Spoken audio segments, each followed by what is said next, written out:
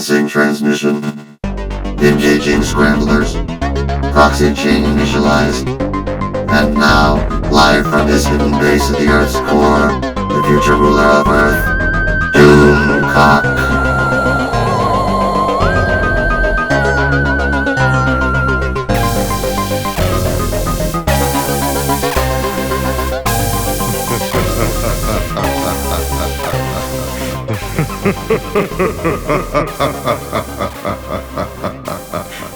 Greetings, legionnaires, villains, nemesis, and future subjects.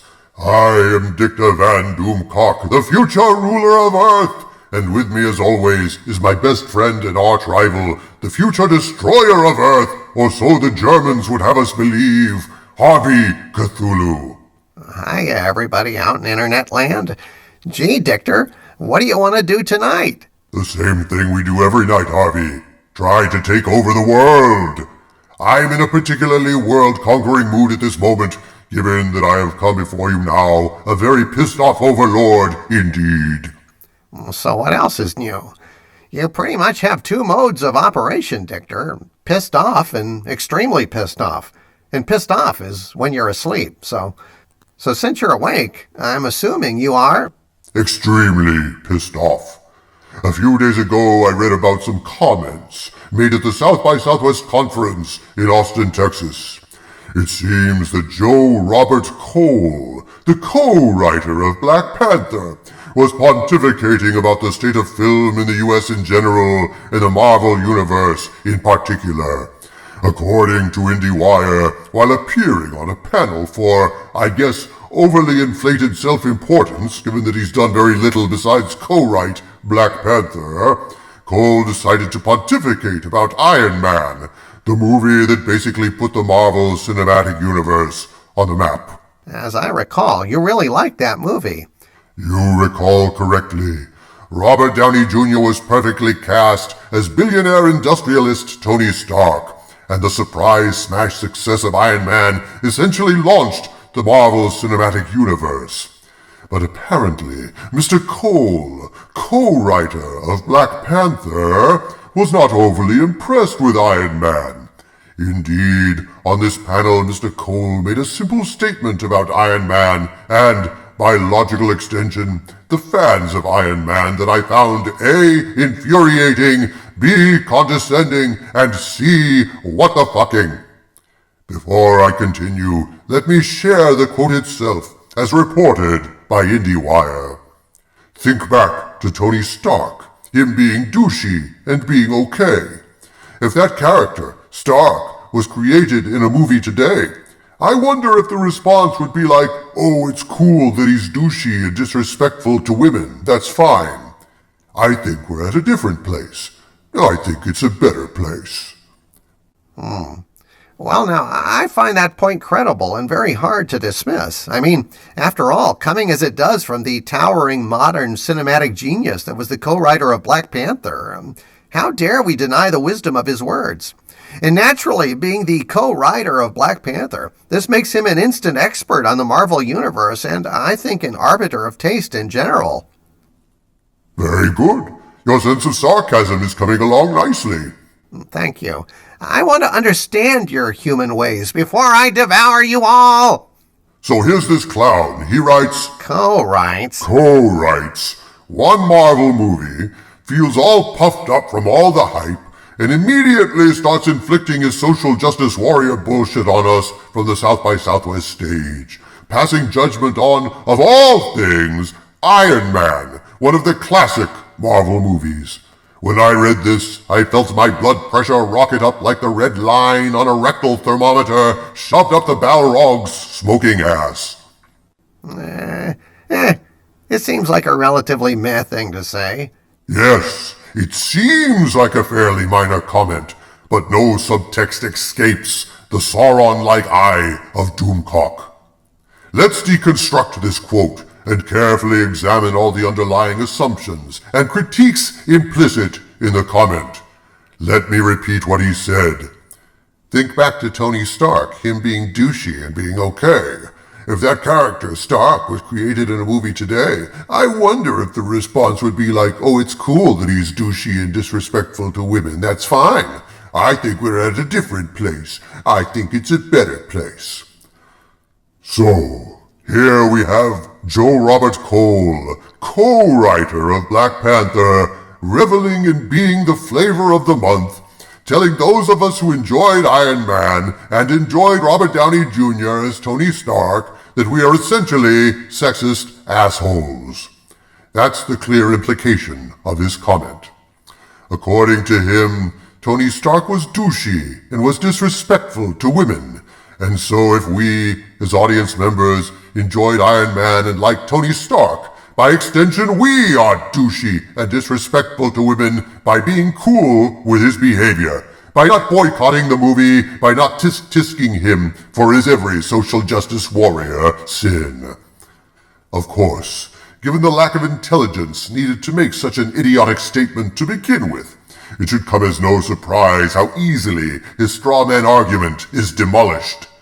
After all, if we are all douchey and disrespectful to women because we enjoyed watching Tony Stark, we are also murderers for happily watching Darth Vader strangle people, we are pedophiles for reading Vladimir Nabokov's Lolita, and we are animal abusers for hoping Wile E. Coyote finally devours that irksome roadrunner. Don't you think you're exaggerating a little bit? Isn't he just saying, hey, the political climate is different these days? No. On the contrary, I think there are depths of contempt and cultural contamination here that would be impossible to exaggerate. Look at what he's saying. Iron Man would not be as successful today as it was 10 years ago because we're at a different place, a better place. So that means we're more evolved as a society now than we were in 2008, doesn't it?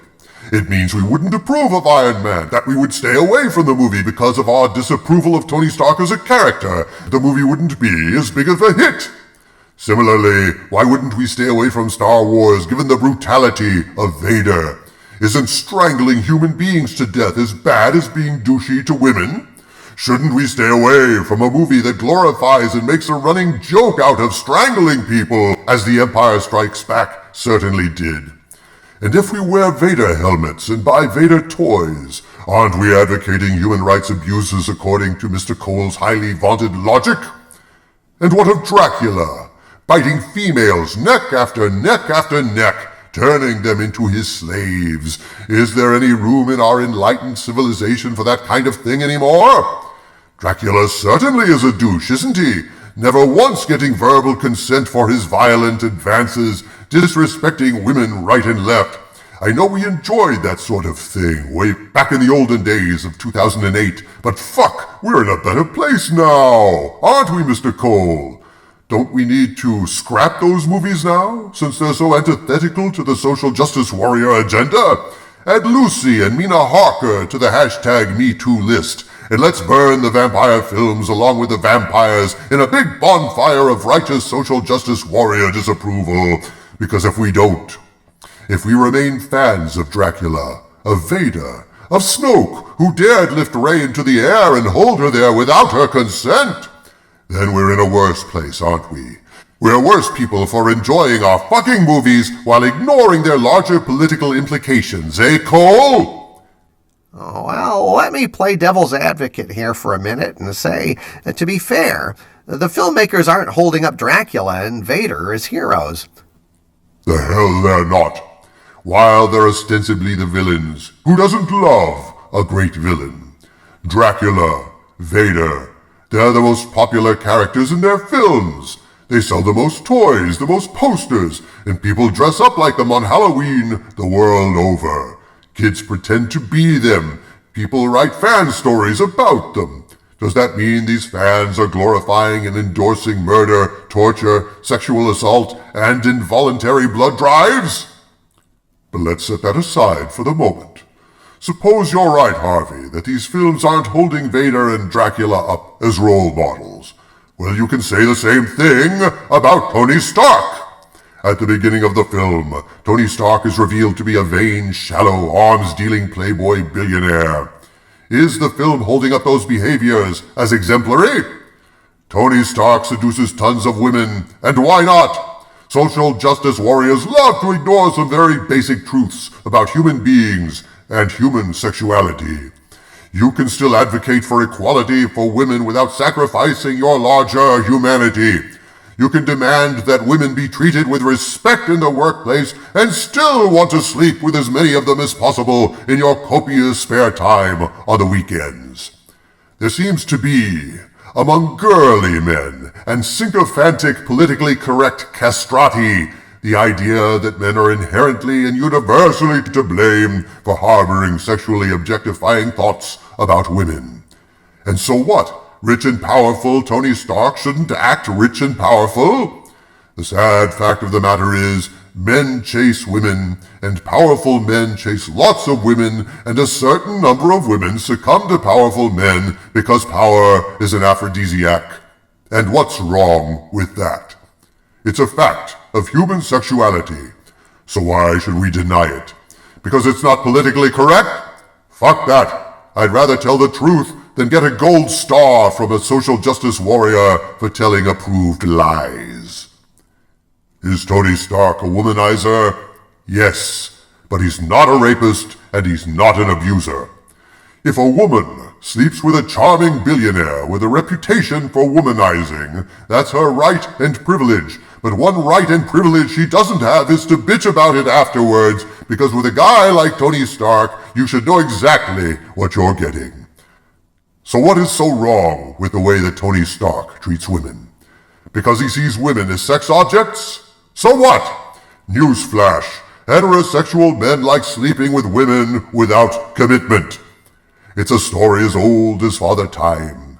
And the reason you never hear of Mother Time is because Father Time banged her and made an excuse, promised to call, and then changed his number because that's how Father Time rolls. Does this make Father Time reprehensible? Sure, but Mother Time shouldn't have made time with Father Time because Mother Time, being old as time, has been around the block enough times to recognize the same old lines time after time. When did men wanting to sleep with women become verboten? I thought the Nazis lost the war. Certainly, it's immoral to deceive a woman to sleep with her. It's immoral to force a woman to sleep with you, to intimidate her in the workplace, to drug her. I'm talking to you, Mr. Jello Puddin' Pops. You asshole, spam and foul, you're filth and foul. But if you say it's against social justice warrior policy to look at a woman with lust because that's not respecting every single aspect of her being, I say fuck you. A cat can look at a king, and I'll look at women any goddamn way I want. That's an internal dialogue, and you have no right to be in my head probing me for thought crimes. I'll entertain any kind of fantasies I want, occasionally objectify strange women via porn on the internet. Yes, it's true, I have never once gotten to know the women in my porn for their minds. And I'm not going to have anyone tell me that I can't enjoy a movie unless I thoroughly screen the attitudes of the characters to make sure they aren't offensive to social justice warriors' delicate sensibilities and accord in every way with my political view of the world. But I digress. The point is, regardless of whether you believe that all movie characters must at all times treat women with complete respect exactly like it says in your corporate sensitivity handbook, Tony Stark is a selfish, womanizing drunk at the beginning of the film, just as Stephen Strange is a self-absorbed, arrogant asshole at the beginning of Doctor Strange. Does that mean these films are holding up these guys as role models, Mr. Cole? No, it does not, you dumb shit! It means they're showing these guys as fucked up human beings so that they can evolve into heroes. They need to be flawed in order to transcend their flaws because these are movies, and in good movies, characters change. I would argue that from an entertainment perspective, the character of Tony Stark is superior to the character you co-wrote, Mr. Cole. Why? Because the Black Panther is burdened with being regal and heroic throughout the script. How could he not be? with all that political baggage on his shoulders, with that marketing campaign, with all those expectations of representation for an entire community, could the rather staid character of T'Challa be as interesting, relatable, and human as the flawed Tony Stark? Of course not. T'Challa is a serious, noble hero who wears his gravitas on his sleeve. That's the point. He's flawlessly regal because social justice warriors' heads would explode otherwise. But you see, Mr. Cole, good politics make for shit writing.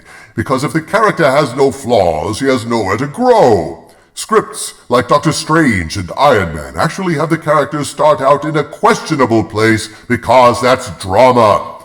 As for Tony Stark being a bit of a libertine drunken bastard, forgive us if we like him anyway because he's charming, he's witty, he's naughty, and he's fun. Remember when movies were fun? I do. Even recently, we've had examples of fun movies to remind us they exist. Guardians of the Galaxy, Deadpool.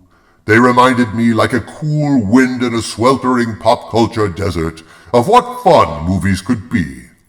But fun is exactly what social justice warriors lack. They have no sense of humor, no space in their virtue signaling to suffer rascals and rapscallions.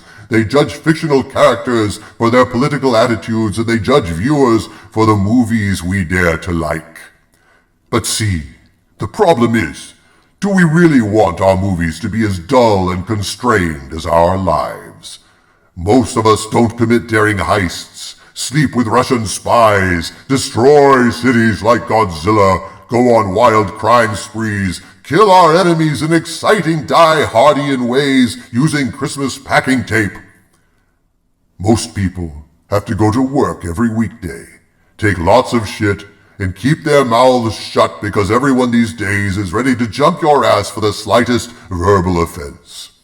We don't go to movies to have the same political sensitivity rammed down our throats, out our asses, and right back down our throats again. We go to the movies to be entertained. For fuck's sake, we really just want to have some fun. Fun. That's something that Star Wars once had in abundance. At the time it hit theaters, Star Wars was the most fun humans had ever had in a movie theater. It was a marvelous, endlessly inventive tale set in a galaxy far, far away. It was a technological fairy tale, and from the time that first chord was struck and the word Star Wars zoomed onto the screen, to the time when the lights came up again, you were transported to another world, far away from any problems, any responsibilities. You lived another life in Star Wars. God, it was fun. Think of how rare it is these days to have fun in a movie anymore. Increasingly, politics and marketing have tainted the whole experience before you even take your seat. Even Star Wars lost its sense of fun.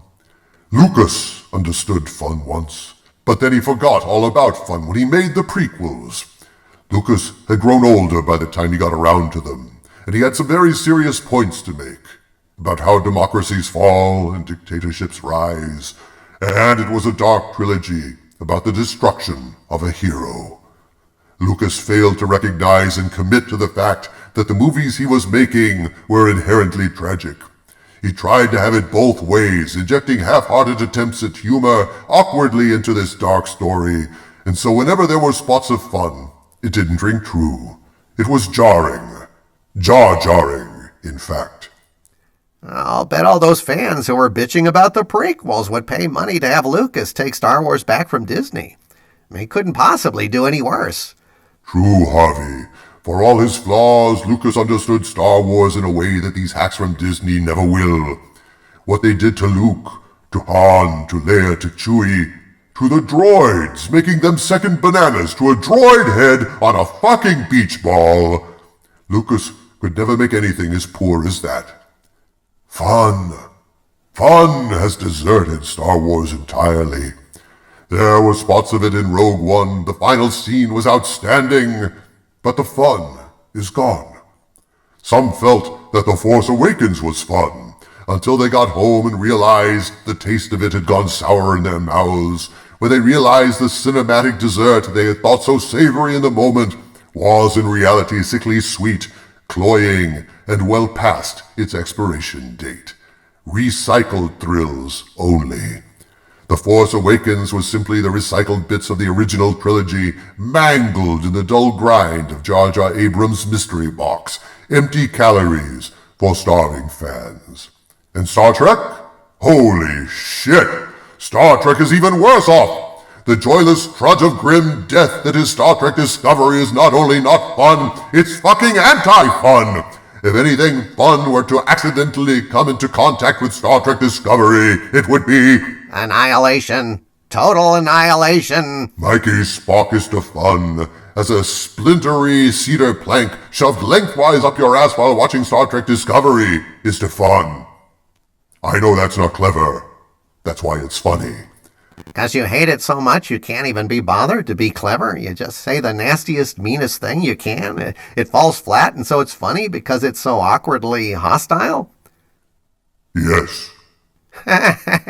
Yeah, that's pretty good. Thank you.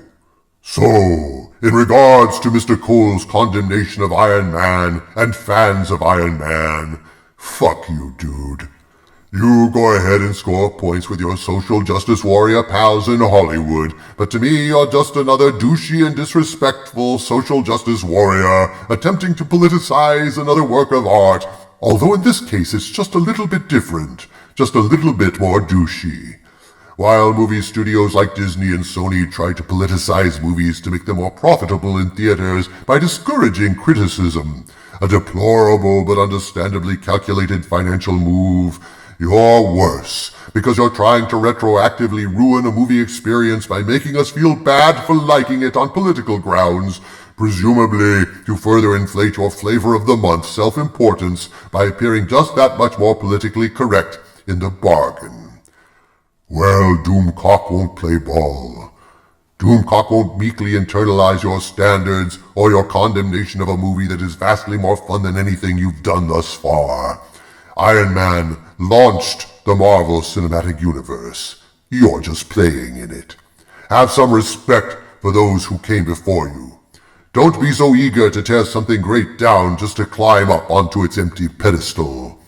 And I'll like whatever the hell I like, without your permission.